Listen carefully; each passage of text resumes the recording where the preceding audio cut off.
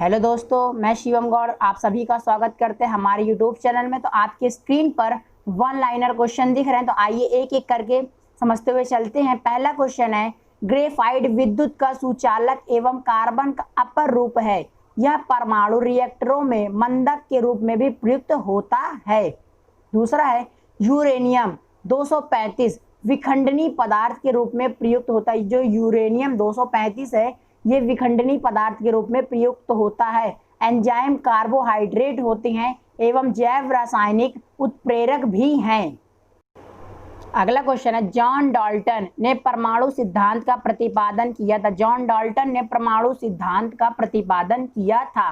Next है, गंधक अम्ल का प्रयोग उर्वरकों के निर्माण में, रंग बनाने वाले पदार्थों के निर्माण में, वर्णक एवं पेंट्स के निर्माण में, बैटरियों के निर्माण में गंधक अम्ल का प्रयोग होता है।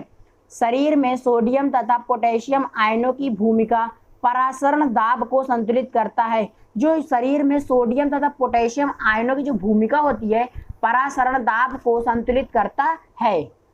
रेडियो एक्टिविटी की खोज हेनरी बेकरल ने की थी।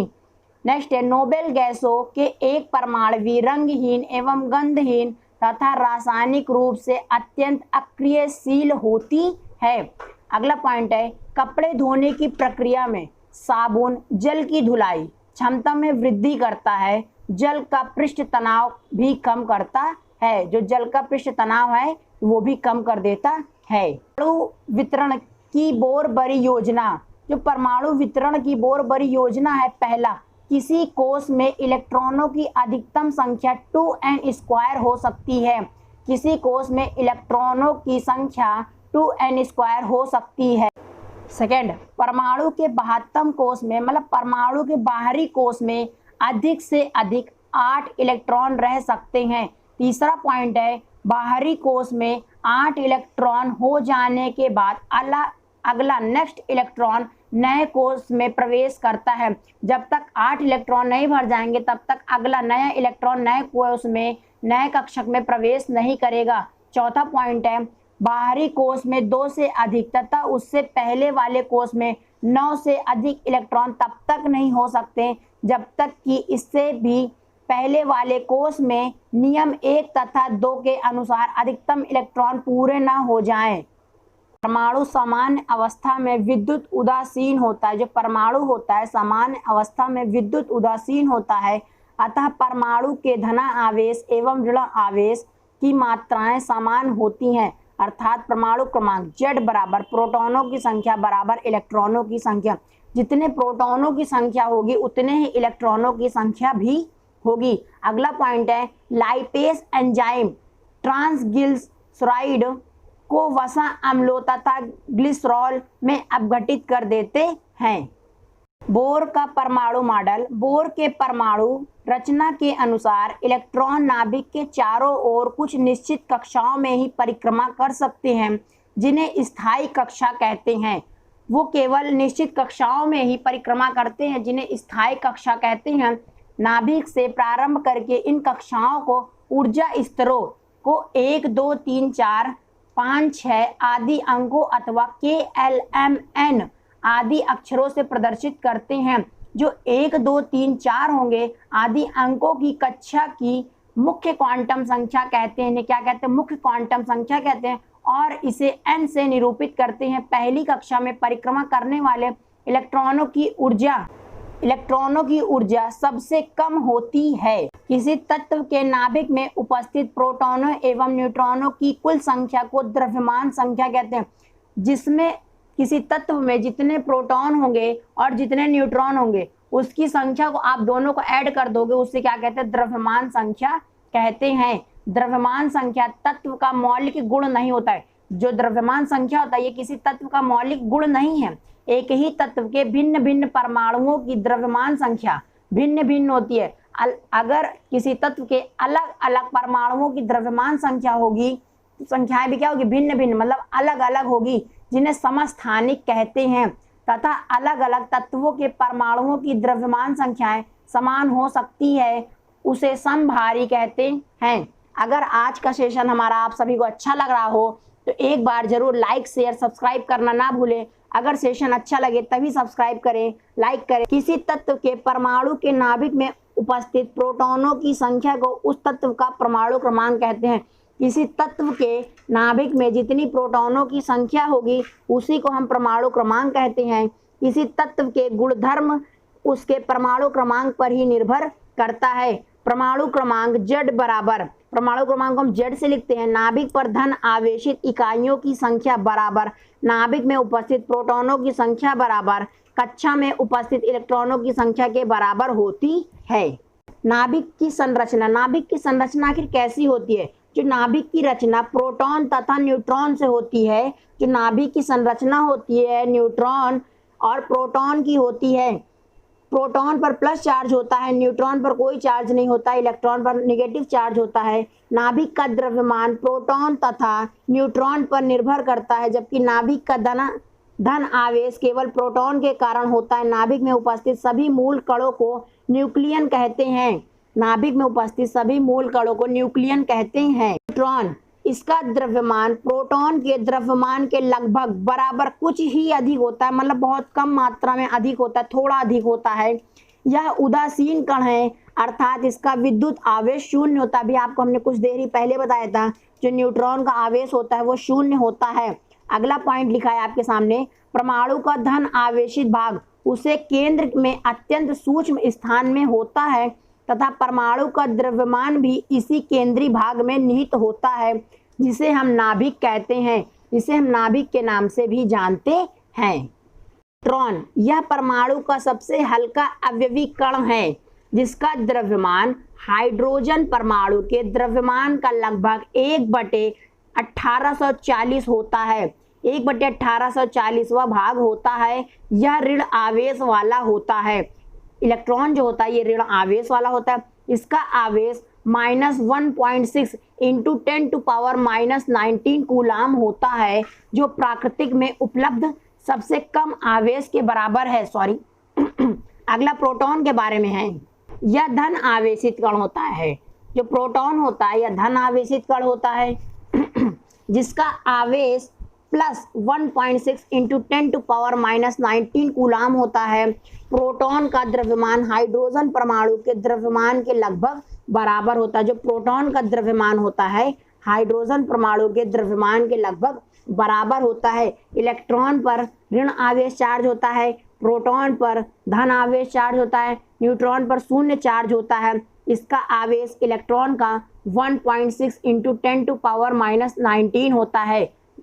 ठीक है, ये माइनस में होता है। और प्रोटॉन का जो होता है +1.6 इंटू 10⁻⁻19 कूलाम होता है। द्रव्यमान संख्या किसे कहते हैं? किसी परमाणु के नाभिक में उपस्थित प्रोटॉन एवं न्यूट्रॉनों की संख्या का योग उस परमाणु की द्रव्यमान संख्या कहलाती है। आपको यहीं पर हर प्रश्न के उत्तर भी मिल जाएंगे, और ये केवल नाम का है वन लाइनर क्वेश्चन। आपको NCERT क्लास 9, 10, 11, 12 के जो बेसिक क्वेश्चन है वो सारे हमारे चैनल पर उपस्थित रहेंगे। परमाणु सिद्धांत के अनुसार परमाणु विभाज्य है।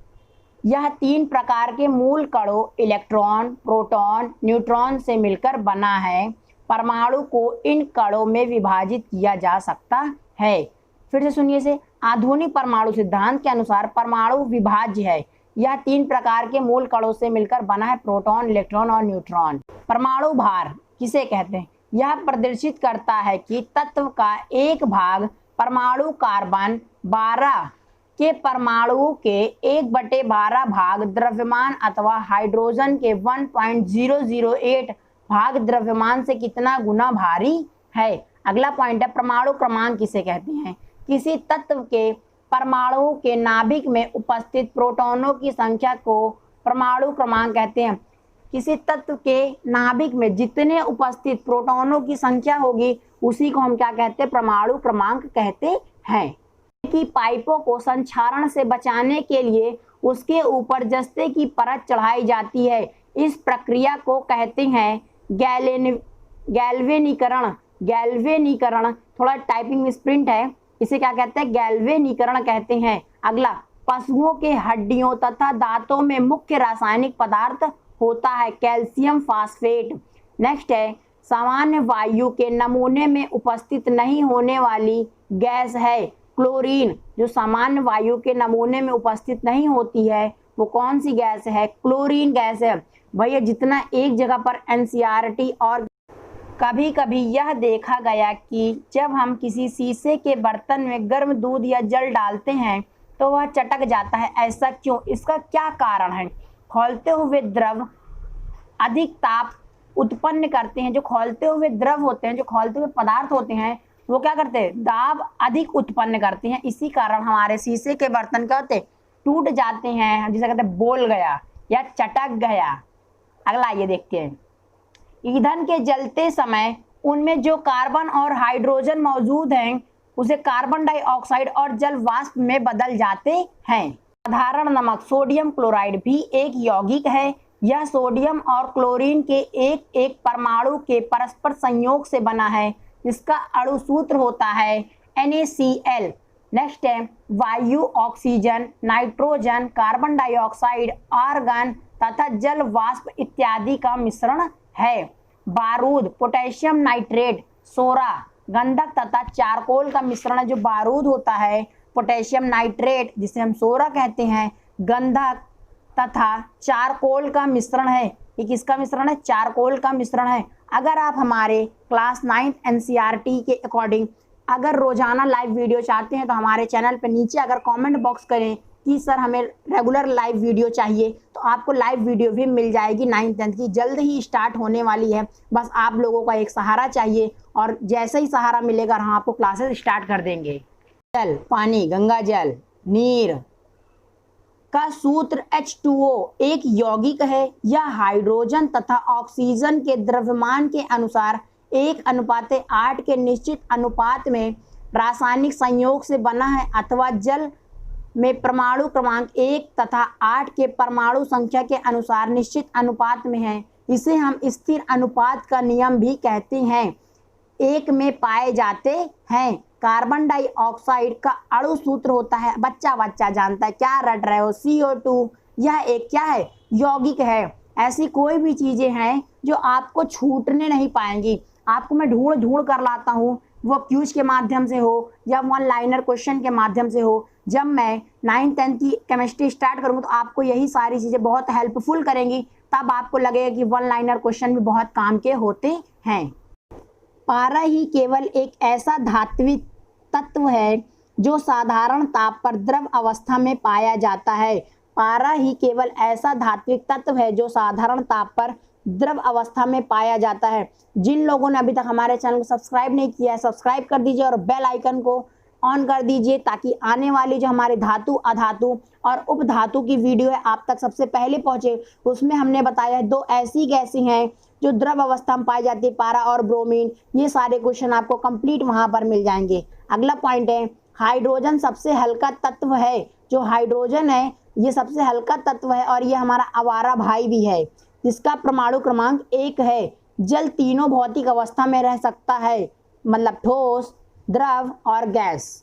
तत्व वे मूल पदार्थ हैं जिनमें एक ही प्रकार के परमाणु होते हैं। वर्तमान में 117 या 118 से अधिक तत्व ज्ञात किए जा चुके हैं, जिनमें से 92 तत्व, जो 92 एलिमेंट्स हैं वो प्राकृतिक हैं और अन्य जो बचे हुए हैं वो मानव निर्मित है, जिनमें से 7 ऐसे तत्व हैं जो उपधातु हैं। इसकी शानदार ट्रिक आने वाले नेक्स्ट वीडियो में आपको मिलेगी।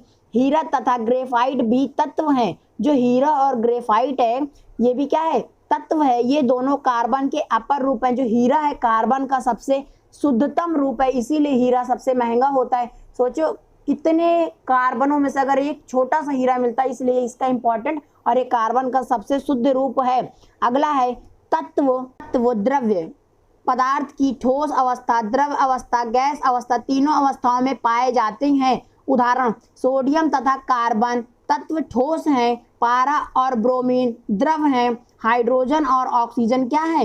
ये गैस हैं। तो आज का सेशन अगर आप सभी को अच्छा लगा हो, वन लाइनर क्वेश्चन में आप 50 से अधिक लगभग प्रश्न सीख गए हैं। अगर आपको ये 50 प्रश्न अच्छे लगे हों और अगला सेशन जल्दी ही चाहते हो तो कमेंट बॉक्स में भी कमेंट करके बताएं और सब्सक्राइब कर दें हमारे चैनल को। चलिए आज की वीडियो यहीं पर समाप्त करते हैं। सभी को धन्यवाद मेरे प्यारे बच्चों, वीडियो देखने के लिए बधाई हो सभी को।